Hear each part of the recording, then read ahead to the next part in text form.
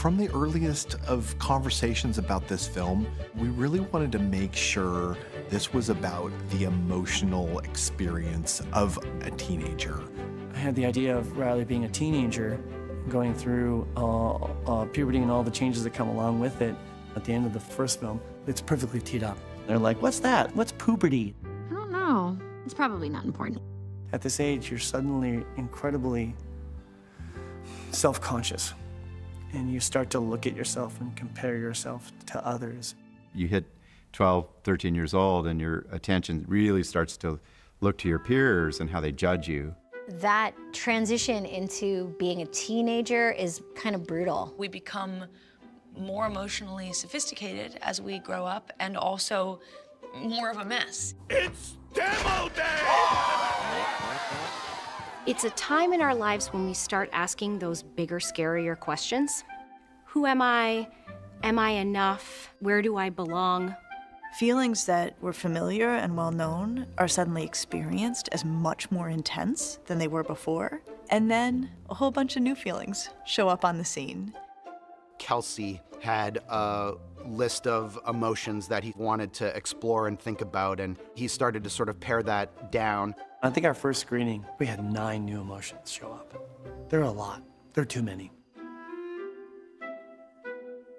It was an embarrassment of riches for sure, and we got attached to them. Hard letting go of some of them. I think ultimately it's like what makes sense for what Riley's going through at this period in her life. I needed to reduce it down to the emotions that can actually help tell Riley's story and Joy's story. Wow, you have a lot of energy. So Anxiety is a great character because at first she really matches Joy's energy, and Joy is like, great, a hard worker like me. We're gonna do so many great things together. Okay, how can I help? Anxiety really does want the best for Riley. Anxiety's big fear is that Riley's gonna be alone next year when she goes to high school, and so she's doing everything she can to help Riley. And my job is to protect her from the scary stuff she can't see. But she's Anxiety, so she kind of does it in the wrong way. In a way, she's a perfectionist, and yeah, she wants to keep Riley winning, and she wants to keep Riley with the cool folks, and she wants to make sure Riley is the best she can be. Let's go. But she doesn't have the healthiest ideas around this. That's the problem. Anxiety was something I always knew I wanted to deal with, and that was a hard character to come up with too. She wasn't easy. She went through lots of different evolutions. We have to capture the feeling of the emotion in the design. It's so much more than just figuring out the shapes and lines and colors. You're really getting to know this character that you're designing because every choice you make is super intentional. So by the end of it, this is the result of you honestly and very deeply knowing who your character is and how they behave. It was fun trying to figure out how is this character going to move with all these weird like limbs, these giant hands and this big head and these giant feet. She's almost bird-like in a way. Like everything she does is very fast, very twitchy. We like to do these things with her where she's like going on and on and on and stop. She's like thinking about stuff, so she's very fidgety. Yeah, if she had a fidget cube, she would just constantly press all the buttons. She's thinking of the future and what happens next, and her mind is constantly going. Anxiety is just part and parcel of the human experience, especially when you're going through change and you're evolving and growing as Riley is. Yes, anxiety and stress and negative thinking are bad, but they can protect you. Like, if you're too joyful all the time, you're never gonna remember to bring your umbrella. And sometimes you need your umbrella because it rains. Anxiety alerts our attention and organizes our mind and focuses it on uncertainties. And that's all really important. What's your name, big fella? That's embarrassment. That's a big one that's at this age. As kids move into the teenage years, their brains become more complex. And with that comes the ability to take the perspective of another person. And so suddenly we see teenagers feeling embarrassed about things. The feeling of everyone's eyes on you and not wanting the eyes on you. He wants to hide. We did some early designs of what embarrassment looked like, and I think embarrassment was a lot shorter.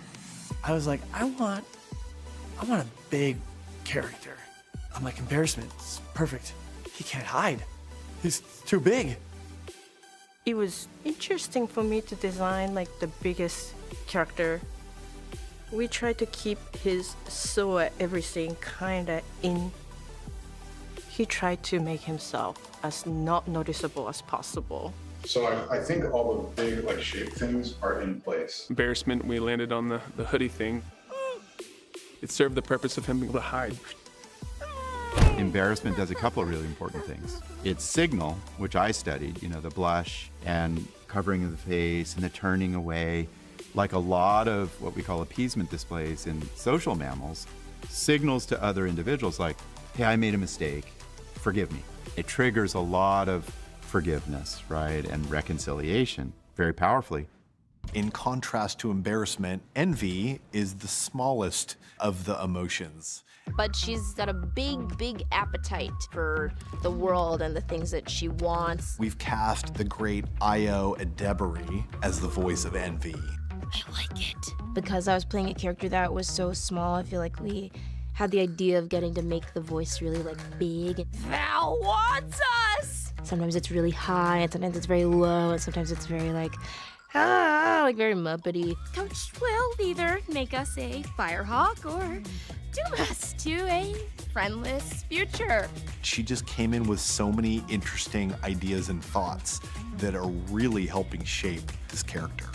However, much of that is usable. Envy was probably the hardest one to figure out who she was. It is an I want emotion. You can kind of quickly go to a place that's sort of whiny or complainy. We struggle with how she is not likable.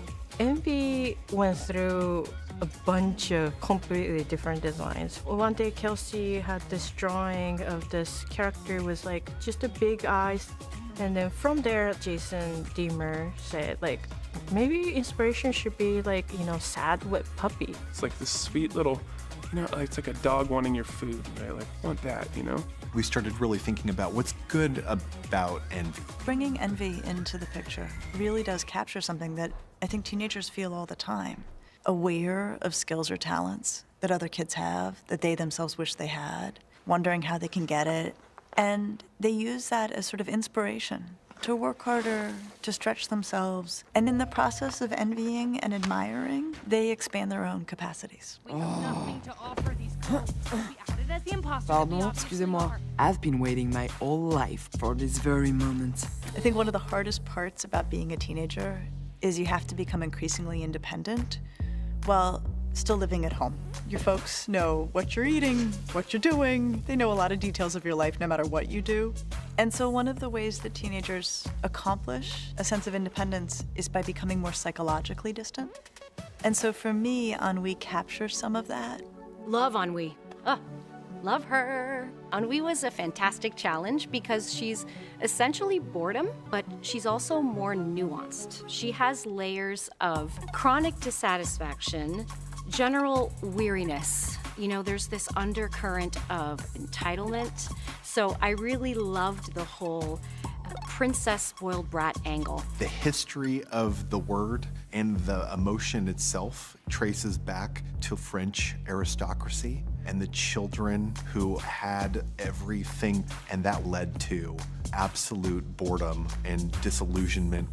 The best piece of reference was always found in some royal painting of a princess just covered in luxury and looking so bored. Ennui is all about minimal effort. Ennui is really lazy and blasé. Like she always in position where you can feel how much she's bored. Whenever you see a pose of Ennui, it's almost as if she's melting. I always think of, you know, when they make taffy, it's just candy that's sagging. So I feel that for me, Ennui is a little bit like that. Whenever you pose her, it's kind of like she does not care. Sometimes she puts things in perspective, like she brings the drama back to a bit of a normal level sometimes. Ennui makes you take a kind of reflection and distance. It's the good point about ennui. That emotion can help bring things in balance a little bit. Riley, you okay? Riley's emotional life in Inside Out 2 is emblematic of our times. Too many young people are too anxious, self-critical, perfectionistic. So we have to think about how do we provide antidotes to that. These new emotions that start to show up at this age, you're suddenly incredibly self-conscious. You start looking at yourself and seeing nothing but flaws. That's what I want the movie to be about. And for Riley to realize that you are worthy and you are worth celebrating. There's a lot of wisdom in, a 13-year-old watching this film today and saying, how can I be kind to myself? How can I remember my good self? How can I rely on friends? We're at a moment in our culture where there can feel like there's a lot of pressure to try to be happy, to try to experience joy. It's wonderful to feel good, but that's actually not what mental health is. And I love the way this film challenges that idea and actually aligns with the reality that being healthy and whole means letting yourself have a full range of emotions, welcoming them in, not being frightened of them, and using them all to enrich our lives and also to help us make choices going forward.